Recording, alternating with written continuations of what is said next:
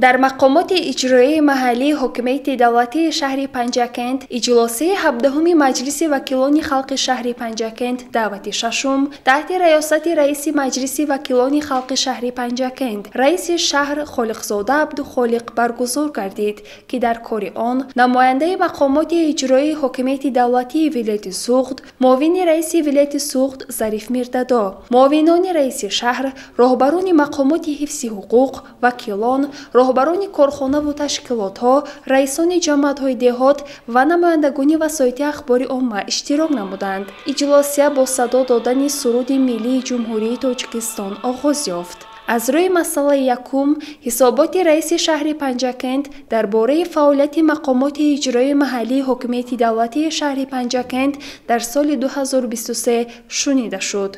اطلاع داده شد که مقامات اجرایی محلی حکومت دولتی شهر پنجکند فعالیت خود را بهر اجرای دستور و سپارش‌های اساسگذار صلح و وحدت ملی پیشوای ملت پرزیدنت جمهوری تاجیکستان محترم امامعلی رحمان که از پیام به مجلس عالی جمهوری تاجیکستان برمی‌آید دستور و سپارش‌های ضمن سفرهای کاری محترم پیشوای معظم ملت و دیگر شهر و ناحیه‌ها داده شده اینچنین وظیفه‌گزاری‌های رئیس ولایت سوخت معاون یکم رئیس مجلس ملی مجلس عالی جمهوری تاجیکستان رجبای احمدزاده و دیگر سندهای معیاری حقوقی جمهوری تاجیکستان به راه مانده در 11 ماه سال 2023 چندین کارهای سودمند را انجام داد. باعث افتخار ماست که 17 سپتامبر سال 2023 در جلسه 45 کمیته بین حکومتی حفظ میراث فرهنگی یونسکو با پیشنهاد تاجیکستان 9 یادگاری دیگری تاریخی و فرهنگی فراملی دالان راه بزرگ ابریشم زرافشان قیروقم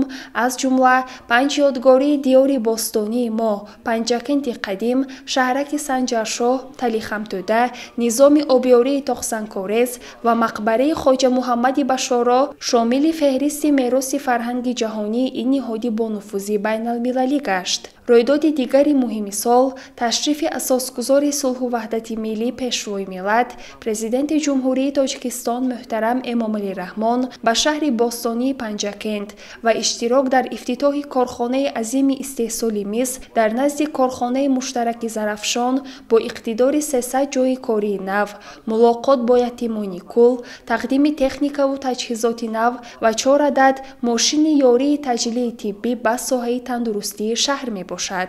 در 11 ماه سال 2023 نقشه قسم درآمد بودجه دولتی به نظر داشته انداز اجتماعی غیر بودجتی 101.7% تامین گردیده به جای 796.4 میلیون سومانی تصدیق گردیده به بودجه 809.1 میلیون سومانی وارد گردید که نسبت به نقشه پیش بینی شده 13.4 میلیون سومانی زیاد می باشد. نقشه قسم درآمد بودجه محلی در دوره حساباتی 211.9 میلیون سومانی بوده اجرایش آن 213.9 میلیون سومانی یا 101% یعنی 2 میلیون سومانی بر زیاد اجرا شده است. تامین رشد منتظم صاحبکاری خرد و میانه دسترسی ساحه به امتیازهای اقتصادی عامل اساسی بالا بردن سطح زندگی مردم و تامینات با جای کاری محسوب یافته فعالیت در این سمت تحت توجه دائمی رهبریت مقامات اجرایی محلی حکومت دولتی شهر قرار دارد. در شهر پنجکند شماره شخصان حقوقی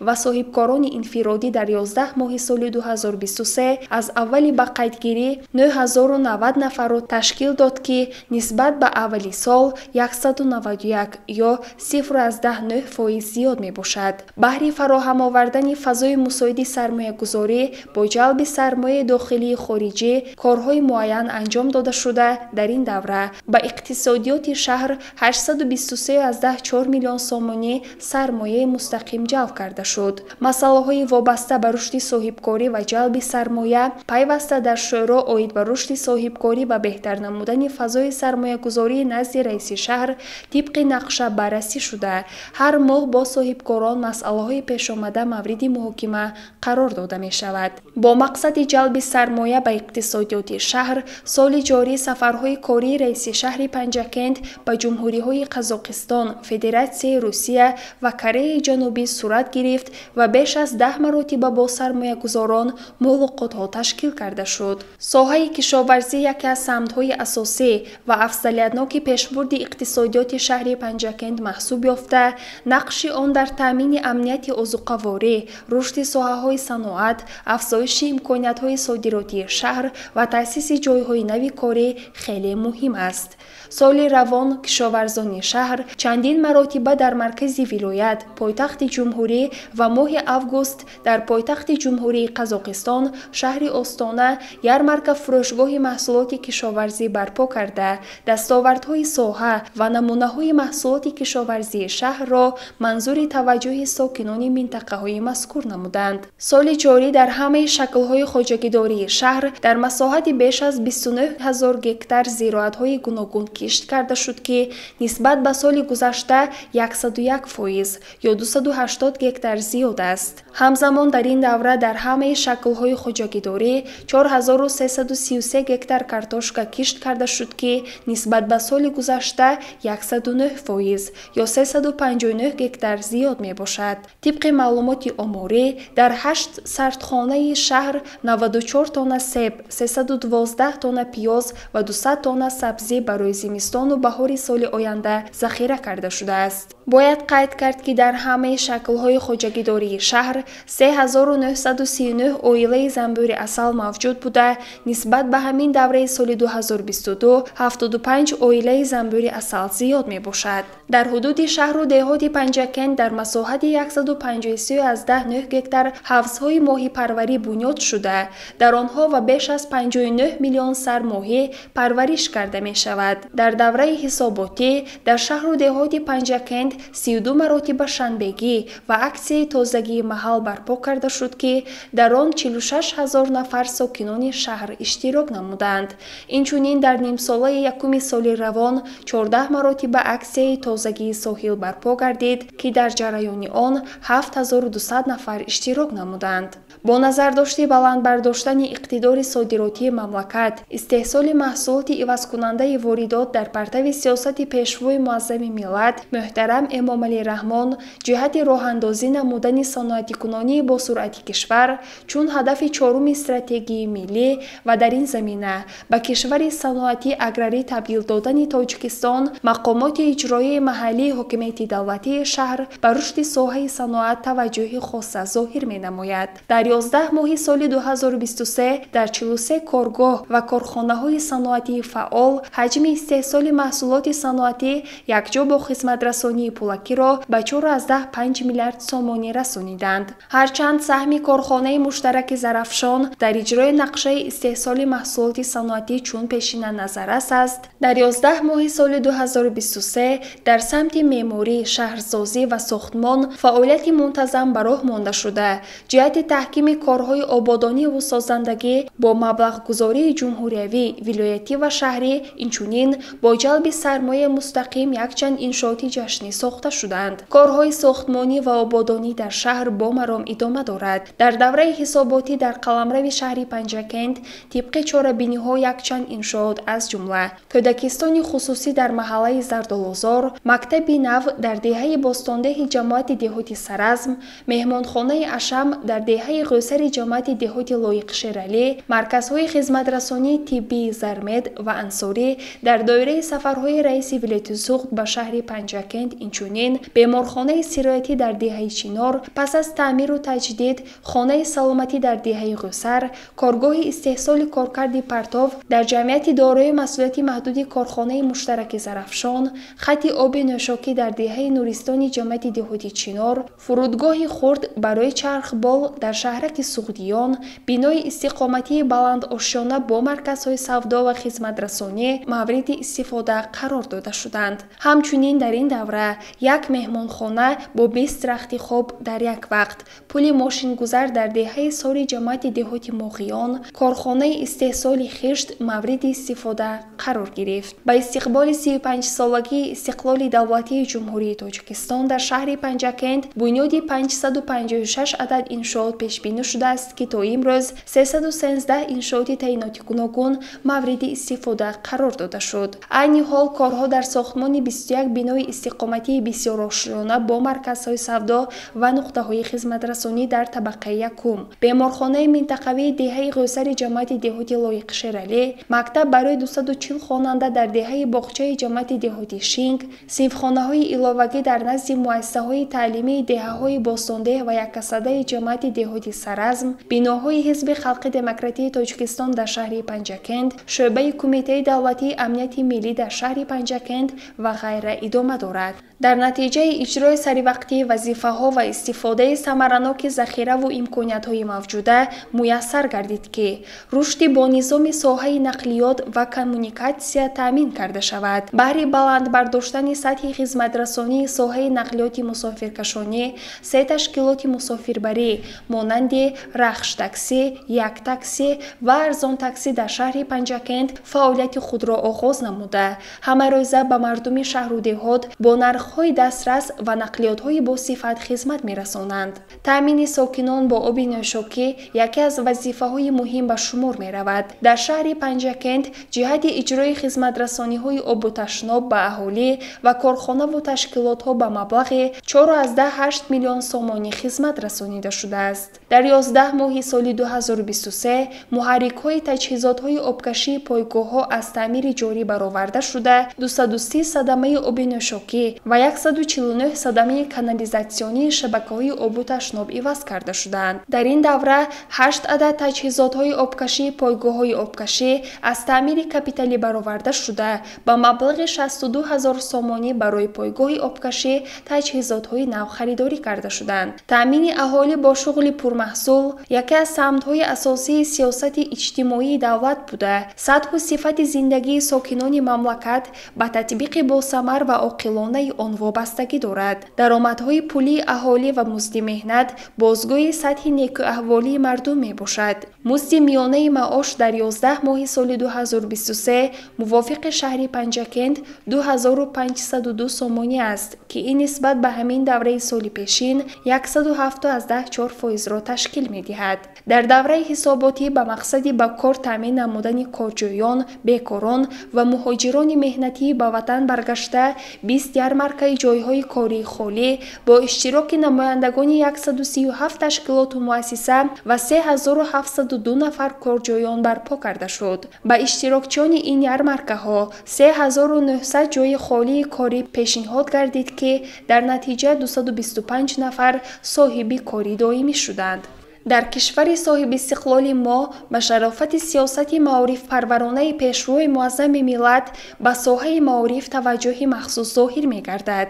соли таҳсилии 2023-2024 дар шаҳри Панҷакент 157 муассисаҳои таълимӣ ва 20 муассисаи таҳсилоти томактабӣ фаъолият дошта, дар онҳо беш аз 70 000 нафар аз ҷумла 34 389 нафар духтар ба таълиму тарбия фаро гирифта шуданд.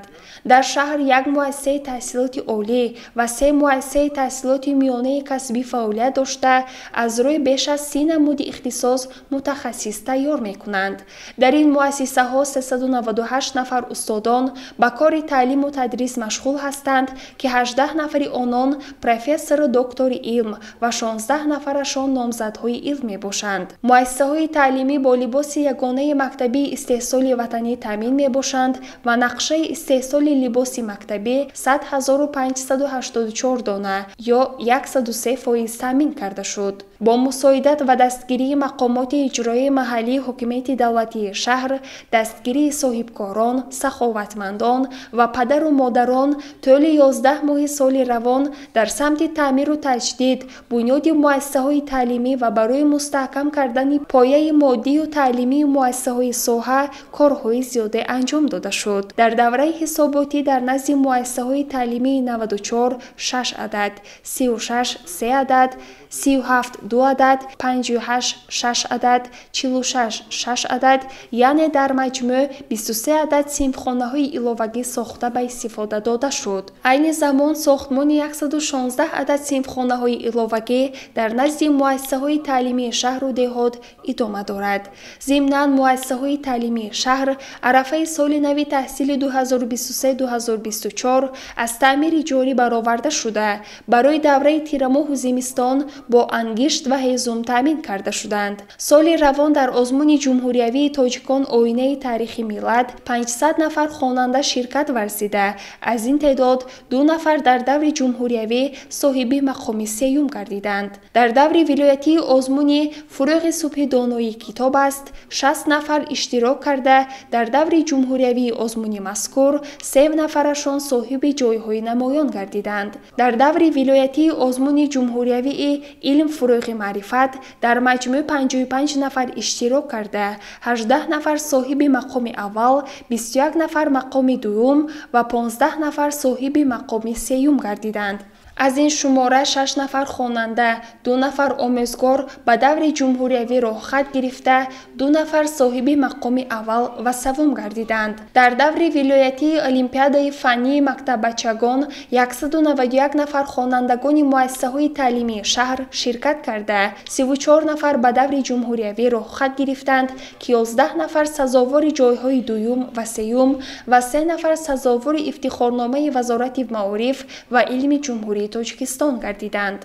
در سال 2023 10 بیمارخانه منطقوی دهات و 4 شعبه بیمارخانه مرکزی شهر، خانه‌های سلامتی دهه زوران جماعت دهات لایق‌شهر علی، سری کمر جماعت دهات خرمی گلینا، در جماعت دهات سرازم و خمیرتپه جماعت دهات خلیفه حسن تعمیر، بنگاه سلامتی چلارچه در جماعت دهات سرازم نوسازی شده. 5 مرکز سلامتی و 2 بنگاه سلامتی از تعمیر کلی برآورده شدند. عین زمان ساختمان بینای نو بیمارخانه منطقوی قصر با ذخیره 100 کت از حساب بودجه ولایت، بیمارخانه منطقوی چارباغ با ذخیره 20 کت با دستگیری مالیوی صاحبکاران محلی، مرکز سلامتی دهه میکته جماعت دهات اماندره ادامه دارند. همچنین عین زمان تعمیر و از نوسازی مرکز استوماتولوژی در حدود بیمارخانه مرکزی شهر با مرام ادامه دارد. در سیاست اجتماعی دولت و حکومت جمهوری تاجیکستان مسئله تامین نفقه ها، کمک پولی ها و دیگر امتیازهای مقرر گردیده جایگاه خاصه دارد. عین زمان در شهر پنجاکند شماره عمومی نفقه گیران 28025 نفر بوده. از این 5191 نفر را معیوبان تشکیل می دهند. به طور منتظم به شخصانی در دوره جنگ بزرگ وطنی سالهای 1941-1945 در عقبگاه مهنت نموده، اشتراکچیان و معیوبان عملیات جنگی در قلمرو دولت‌های دیگر، معیوبان برقرارکنی ساخت کنستیتوسیونی در جمهوری تاجیکستان، اعضای عائله‌های جنگاوران در این جنگ‌ها هلاک شده، اینچنین معیوبان برطرف کننده صدمه نیروگاه برق اتمی چرنوبیل کمک پولی هر ماه پرداخت کرده می شود. در زمان استقلال با پشتیبانی‌های پیشوای معظم ملت محترم امامعلی رحمان، قانون جمهوری تاجیکستان درباره جوانان و سیاست دولتی جوانان قبول گردیده برای زندگی و فعالیت نسل آینده‌ساز کشور شرایط مساعد فراهم آورده شد.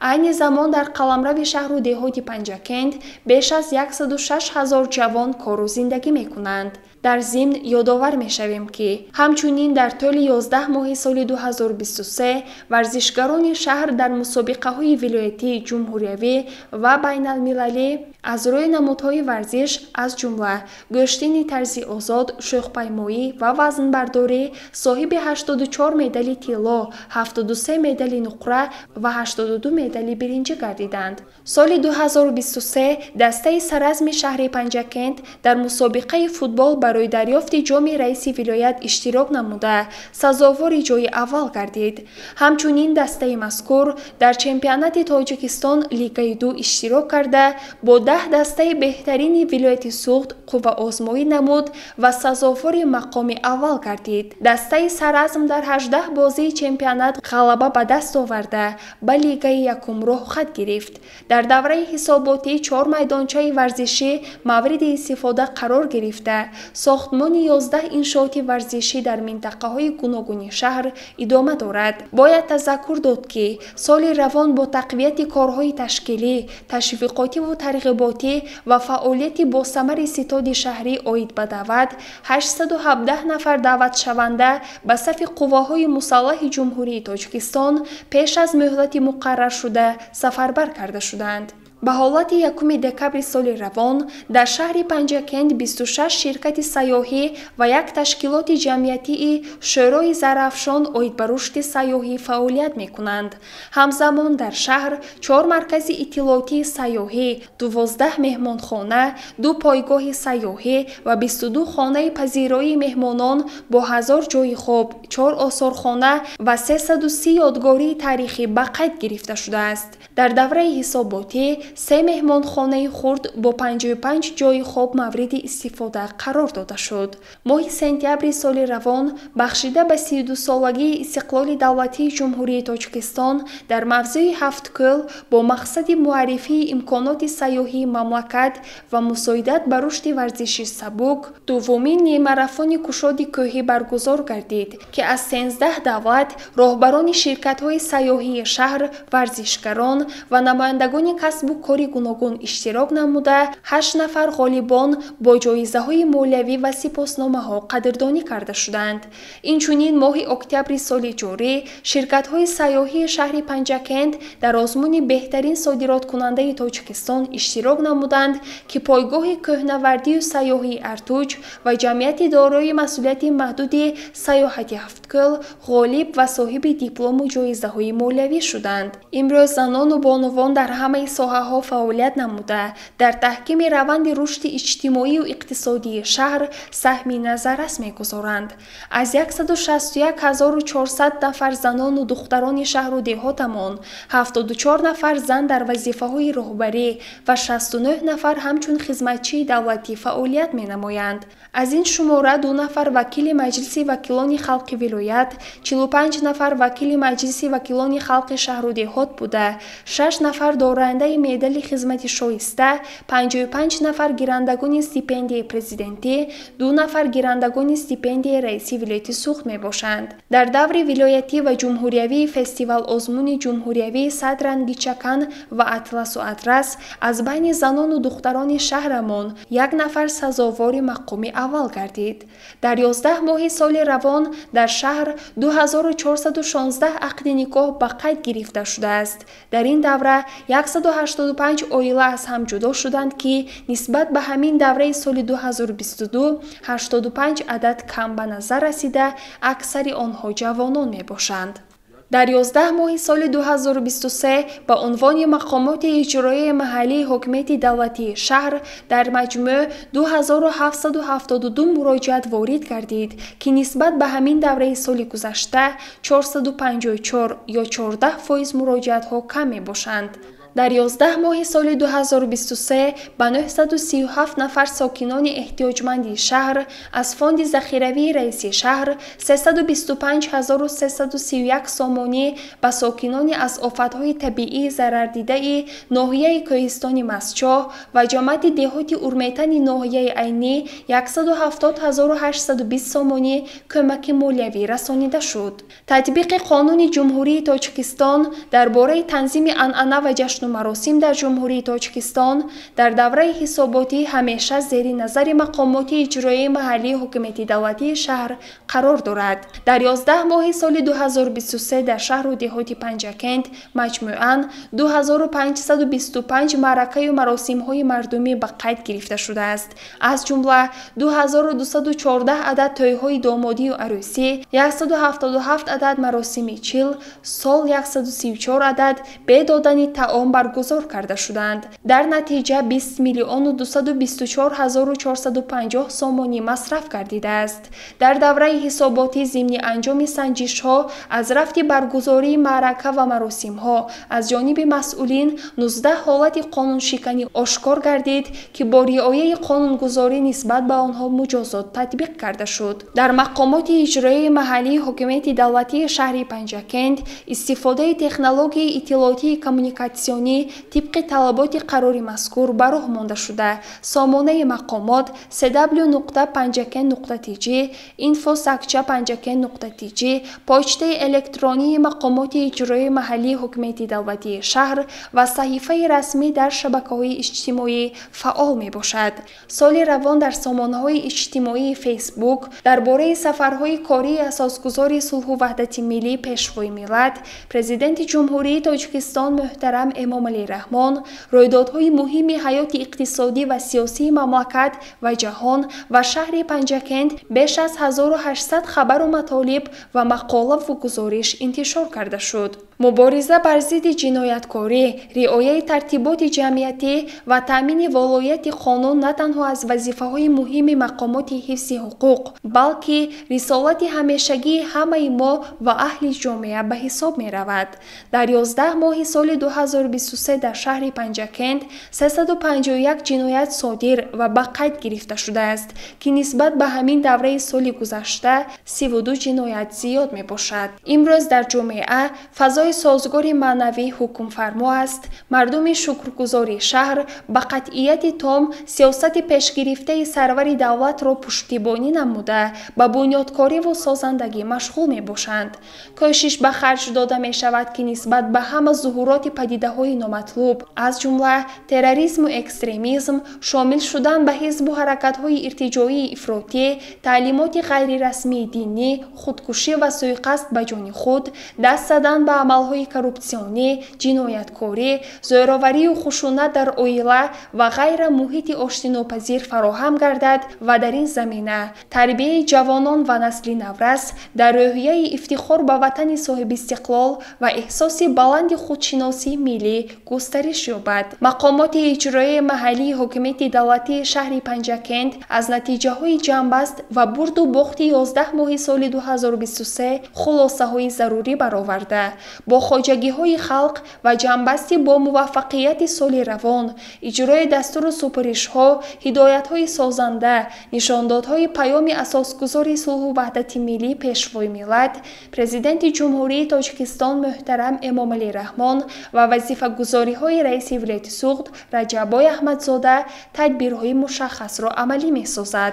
دایر به مسئله یکم وکیلان به مذاکره برآمدند. از روی مسئله دوم تصدیق بودجه شهر پنجکند برای سال 2024 و اجرای بودجه شهر پنجکند برای سال 2022 حسابات سردار ریاست مالیه شهر پنجکند شنیده شده. وکیلان دایر به این مسئله قرار قبول نمودند. درباره مقرر نمودن معیارهای انداز و پرداخت‌های حتمی محلی در حدود شهر پنجکند برای سال 2024 سردار ناظرات اندازی شهر برآمد کرد و دایر به اجرای نقشه انداز حسابات رئیسان جماعت‌های دهات شنیده شد. همچنین حسابات کمیسیون دائمی مجلس وکیلان خلق شهر عاید به مسائل علم، معارف، فرهنگ، سیاست جوانان، حفظ اجتماعی، صحت عامه، حفظ طبیعت، مسائل عائله و زنان شنیده شده. دایر به این مسئله به مسئولین بخش کار با جوانان و ورزش، ساحه معارف و تندرستی جهت برطرف نمودن کمبودی‌های جای داشته سپارش داده شد. از روی مسئله دیگر حسابات وکیل مجلس وکیلان خلق شهر وکیل از حوزه انتخاباتی ارتوج رقم 28 دلیر نصرالدینов شنیده شد. همزمان در جلسه وکیلان قرارهای رئیس شهر را تصدیق کردند. در کار اجلاسیه همچنین معاون رئیس ولایت سوخت ظریف میردادا سخن کرد و دایر به جنبست فعالانه سال 2023 دستور و سپارش‌های مشخص داد. در جنبست کار اجلاسیه رئیس مجلس وکیلان خلق شهر پنجکند رئیس شهر عبدالخالق خالقزاده وکیلان و حاضرین را با فرارسی سال نو میلادی 2024 تبریک نمود. با صدا دادن سرود ملی جمهوری تاجیکستان اجلاسیه به کار خود خاتمه بخشید.